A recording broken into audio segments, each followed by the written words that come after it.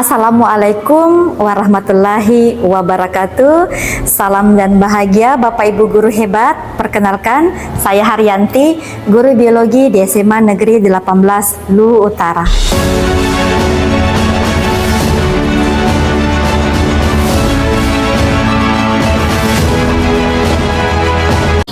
Bapak Ibu guru hebat, Ki Hajar Dewantara mengajarkan kepada kita bahwa semua murid tidaklah sama.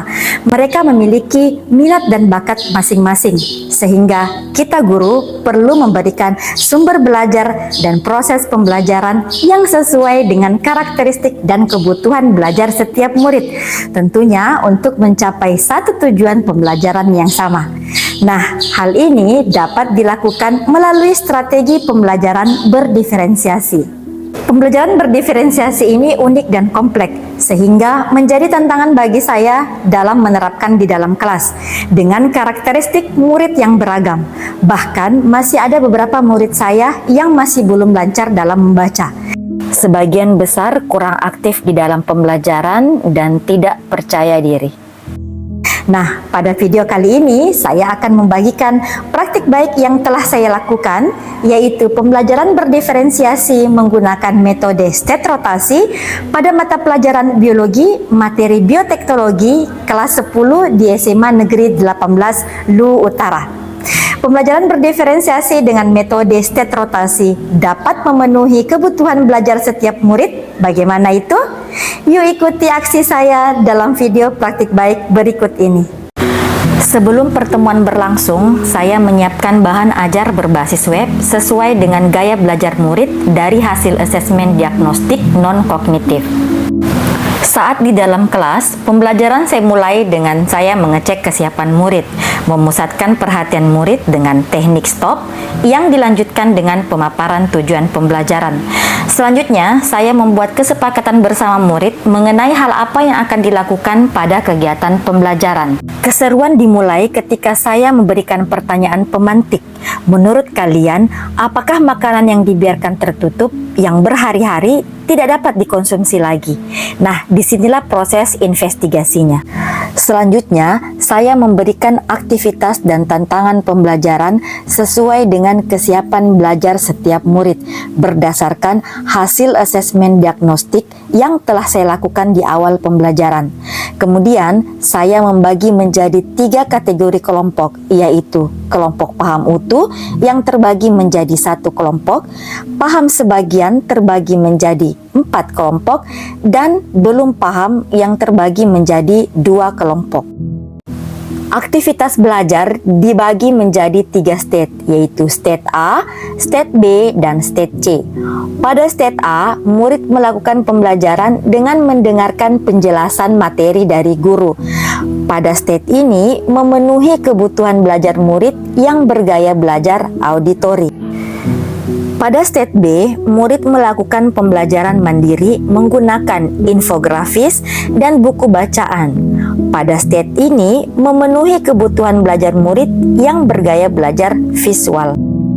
Sedangkan state C, murid melakukan pembelajaran mandiri menggunakan artificial intelligence, ChatGPT, dan Google Lens, menggunakan laptop yang telah disediakan ataupun HP murid. Nah, pada state ini memenuhi kebutuhan belajar murid yang bergaya belajar kinestetik. Aktivitas belajar dibagi menjadi 3 fase, yaitu pada fase pertama, murid berada pada state belajar masing-masing. Murid kelompok belum paham berada pada state A. Murid kelompok paham sebagian berada pada state B, sedangkan murid paham utuh berada pada state C. Kegiatan belajar pada fase ini dilakukan selama 20 menit. Selanjutnya, fase 2 dilakukan rotasi state, di mana murid kelompok belum paham berpindah ke state C, murid kelompok paham sebagian berpindah ke state A, dan murid kelompok paham utuh berpindah ke state B. Kegiatan belajar pada fase ini dilakukan selama 10 menit.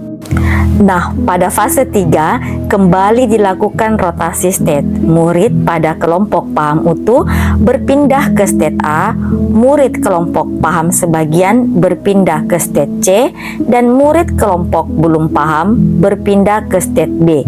Kegiatan belajar pada fase ini dilakukan selama 5 menit.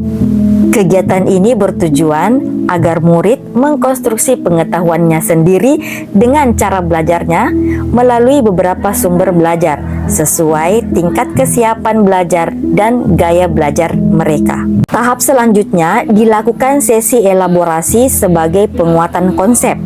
Masing-masing kelompok mempresentasikan hasil investigasi mereka dan kelompok lainnya memberikan umpan balik. Kemudian dilanjutkan dengan asesmen formatif untuk mengevaluasi kemajuan murid dan memberikan umpan balik yang berorientasi pada peningkatan kinerja murid. Pada asesmen formatif, tahap awal, semua murid diberikan soal sederhana. Kemudian, murid yang mengerjakan soal lebih cepat akan lanjut pada soal yang lebih kompleks. Nah, asesmen formatif ini menggunakan aplikasi ClassPoint dan Post-it. Pembelajaran diakhiri dengan refleksi untuk mengetahui perasaan murid terhadap pembelajaran yang telah dilakukan. Dengan cara murid menjawab pertanyaan refleksi model 4F. Nah, sebagai hasil belajar, setiap kelompok membuat hasil karya sesuai dengan bakat minat mereka masing-masing. Ada yang membuat makanan fermentasi, infografis, ataupun video. Selama pembelajaran, semua murid terlihat senang dan terlibat aktif dalam kegiatan pembelajaran.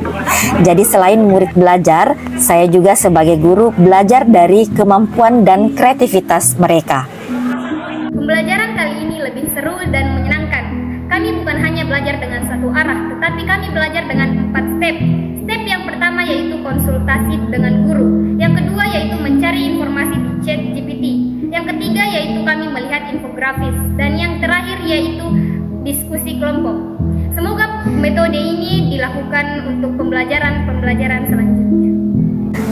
Nah, Bapak Ibu guru hebat, kesimpulan dari video praktik baik ini bahwa guru tidak harus memberikan bermacam-macam variasi pembelajaran, tetapi guru fokus pada metode pembelajaran yang sesuai dengan karakteristik dan kebutuhan belajar masing-masing murid dalam mencapai tujuan pembelajaran dan menciptakan pembelajaran yang bermakna.